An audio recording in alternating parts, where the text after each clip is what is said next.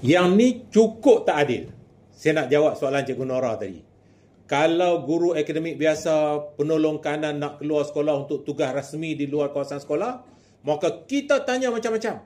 Cikgu dah ganti kelas ke belum? Bila cikgu nak ganti kelas yang cikgu tinggal ni? Tetapi kalau kita keluar sekolah, senyap je. Siapa pun tak tahu. Tak adil kan?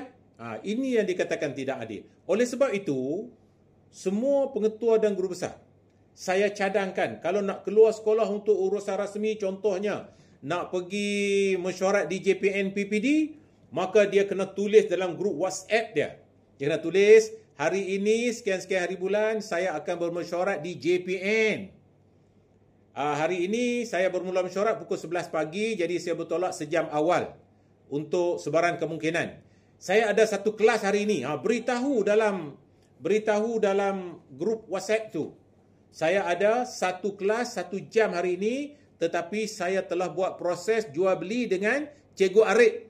Contohnya, kita beritahu macam tu dalam grup WhatsApp supaya semua cikgu kita sedar yang kita sebagai pengetua atau guru besar ini sentiasa ambil berat tentang murid-murid kita. Sebab kerja utama kita, tak kira kita sebagai guru akademik biasa, guru penolong kanan atau pengetua guru besar, kerja utama kita adalah di dalam kelas itu.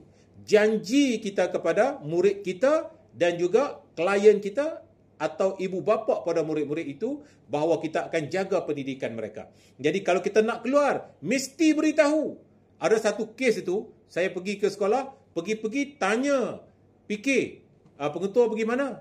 Kami pun tak tahu. Tanya kerani, pengetua pergi mana? Kami pun tak tahu. Ada satu orang yang dia tak sedar yang saya datang, dia duduk foto stick di belakang, dia kata, pengetua pergi umrah. Pasal seminggu dah tak nampak muka. Dia jawab macam tu. Jadi sangat penting kepada pengetua guru besar untuk pastikan, beritahu, maklum secara rasmi ke mana nak pergi dan bagaimana pengetua itu menggantikan kelasnya. Selamat berbakti kepada negara. Terima kasih.